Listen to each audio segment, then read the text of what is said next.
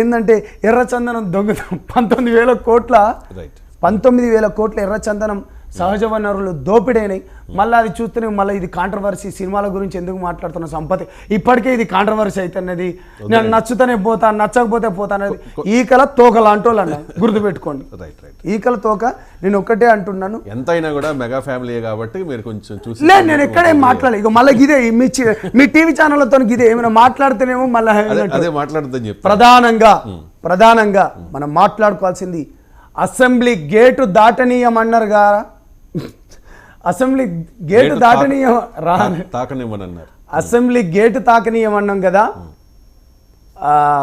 అంబటి రాంబాబు, గుట్కా తినే నాని, కొడాలి నాని, వంశీ, రోజా ఆంటీ, గౌరవనీయులైన మాజీ మహిళా మంత్రిగా ఉన్న రోజా ఆంటీ గారికి నమస్కరించి, నేను మీ సంపత్ నాయక్ని రోజా ఆంటీ, మీరు ఇవాళ ఎక్కడున్నారో తెలియదు. అంబటి రాంబాబు, నువ్వు ఇవాళ ఎక్కడున్నావో తెలియదు. ఆంధ్రప్రదేశ్ రాష్ట్రం ఇవాళ మొత్తం వరదలతోని అతలాకుతలమైతూ ఉంటే, విజయవాడ మొత్తం నీట మునిగిపోతూ ఉంటే, మీరు ఎక్కడ సన్నాసులారా అని నాకు చెప్పాలని ఉన్నా కానీ నేను చెప్పను. ఎందుకంటే అది మీ విజ్ఞతకు వదిలేస్తున్నాను. ఇవాళ జగన్మోహన్ రెడ్డి గారు ఎక్కడికి వెళ్ళిపోయారు? ఫామ్ హౌస్లో పడుకోవడానికి పోయారా? బెంగళూరులో మీ ప్రభుత్వ హయాంలో ఒక ఆడబిడ్డను, ఒక సినిమా ఇండస్ట్రీకి సంబంధించిన, ముంబైకి సంబంధించిన ఒక నటిని తీసుకొని వచ్చి అసభ్యకరంగా బట్టలు లేకుండా మీ పార్టీ నాయకుడు, అదేవిధంగా ఆమెను తీసుకొని వచ్చి మీ ఐపీఎస్లను వాడుకొని మీరు ప్రజలు ఇచ్చిన అధికారాన్ని ఈ విధంగా వాడుకున్నారు. ఇవాళ ఆంధ్రప్రదేశ్ రాష్ట్రం మొత్తం నీట మునిగిపోయి ఉంటే, మీ కుహాన నీ చెంచాలతోని, లేకపోతే నీకు పనికి రాని సన్నాసులతో నువ్వు మాట్లాడిచ్చి, ఇవాళ నువ్వు మాట్లాడిచ్చినావు కదా. ఎక్కడికి పోయినరు అని అంటున్నాను. ఎక్కడికి పోయినరు?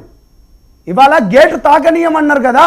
గేట్లపై బాజాప్తాగా డిప్యూటీ సీఎం హోదాలో కూర్చున్నాడు. 6 శాఖలకు మంత్రిగా ఉన్నాడు. కొన్ని వందల మంది, వేల మంది, లక్షల మంది ఆడబిడ్డలకు ఇవాళ ఆడబిడ్డలు గొంతెత్తి బయట రాని పరిస్థితిని బయటికి వచ్చేటట్టు చేసిండ్రు. నూనూగు మీసాలున్న యువకుడు ఇవాళ మాట్లాడలేనివాడు కూడా పరిగెత్తుతూ రాజకీయం గురించి మాట్లాడుతున్నాడు.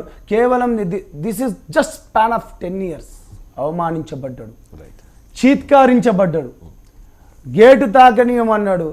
ఆడు మాట్లాడితే ఎందుకెళ్ళి గిట్ట అంటారు అన్నారు. అరే బై, బాజాబ్తా చెప్తున్నాం, మేము తెలంగాణ బిడ్డలం, మళ్ళీ కాగితాలు లాంటి స్వచ్ఛమైన మనుషులు లాంటి ఉస్మానియా బిడ్డ లెక్క మాట్లాడుతున్నాం. నోరు అదుపుల జాగ్రత్త పెట్టుకోండి. అరే బోరుగడ్డ, నువ్వు ఎక్కడ పోయినావు, నీ అడ్రస్ తెలియదు. శ్రీరెడ్డి, పోసిగాడు, ఆ రోజు దొరికితే అన్న 500 మందిని పెట్టుకొని ఉన్నాడు కదా. ఇలా మాట్లాడుకోవాలన్నా మేము, ఎందుకంటే మేము ఎక్కడ కూడా లైన్ క్రాస్ దాటుతాం. వెంకటరెడ్డి అనేటోడు ఎంత అంటే కదా. నేను ఏమంటున్నా అంటే జుగుప్సాకరంగా, అంటే మేము ఎప్పుడు మాట్లాడలే అన్న వాళ్ళ ఆడబిడ్డల గురించి. మేము ఎప్పుడు మాట్లాడలే అన్న. మొన్నటికి మొన్న మీరు అన్నారు కదా, ఇక్కడ తెలంగాణలో మియాపూర్లో ఒక ఘటన జరిగింది. ఆడబిడ్డ చనిపోతే తన తండ్రి, అక్క మీకు కూడా తెలియాలి, తన తండ్రి అత్యాచారం చేసి చంపితే అది ఎవరు బయటికి తీయకపోతే మళ్ళీ మేము తీసినాం. నేనే పోయి స్వయంగా మాట్లాడుతున్నాం. మేము ప్రజల గొంతుగా ఎప్పటికే ఉంటాం.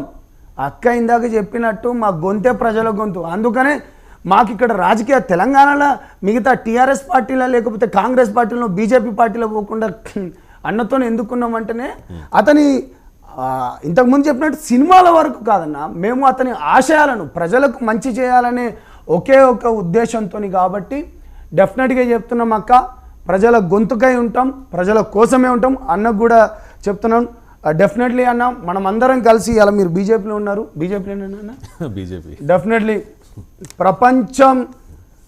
ప్రపంచాన్ని ఒక గొప్ప నాయకుడు ఇవాళ చూస్తున్నారంటే మోడీ గారు. తనను ఈ ఛానల్ ద్వారా తనకి సాక్షాత్తు నేను మోడీ గారికి గొప్ప భక్తున్నా. డెఫినెట్గా మనం ముందుకెళ్ళాలి. ముందు తరాలు బతికుండాలంటే రాజకీయాలు అనేది కేవలం ఇలా డబ్బు సంపాదించుకోవడానికో, లేకపోతే పరపతి పెంచుకోవడానికో, కొంతమంది బెంగళూరులో పోయి లక్షల కోట్లు సంపాదించుకోవడానికి మాత్రమే ఉంటారన్న. కానీ ఇవాళ బీజేపీలో కూడా ఒక యోగి ఆదిత్యనాథ్ లాంటి వాళ్ళు, లేకపోతే తమిళనాడు నుంచి అన్నమనై లాంటి వాళ్ళు నిజంగా గ్రేట్.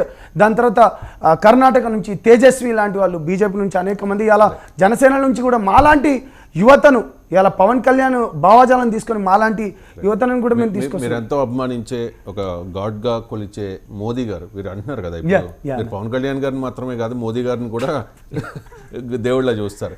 ఆ దేవుడికి మూడవసారి అధికారంలోకి రావడానికి కారణం ఎగ్జాక్ట్లీ అన్న మాట్లాడుకోవాల్సింది ఇది ఇవాళ. ఎందుకంటే ప్రధానమంత్రి హోదాలో ఉండి ప్రపంచం మొత్తం గొప్ప రాజకీయ నాయకుడు అయినటువంటి పార్లమెంట్ అంటే అది ఎప్పుడు ప్రమాణ స్వీకారం, కేంద్ర మంత్రులందరూ ప్రమాణ స్వీకారం చేసేటప్పుడు సాక్షాత్తు మోడీ గారు పవన్ కళ్యాణ్ సామాన్యమైన వ్యక్తి కాదు, పవన్ కళ్యాణ్ బోలేతో ఆంది అంటే ఒక తుఫాన్ లాంటి వాడు.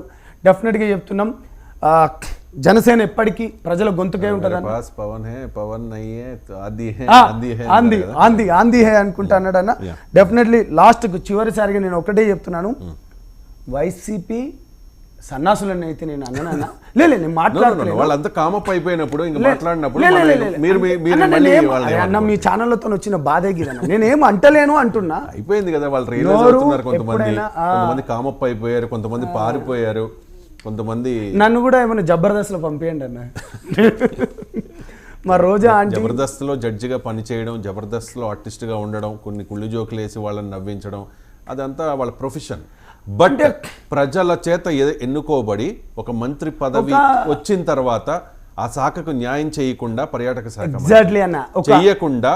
చెయ్యకుండా పవన్ కళ్యాణ్ మీద పడి ఏడవడమే పనిగా పెట్టుకుని జగన్ కళ్ళల్లో ఆనందం చూడాలనుకున్న వాళ్ళు నిజంగా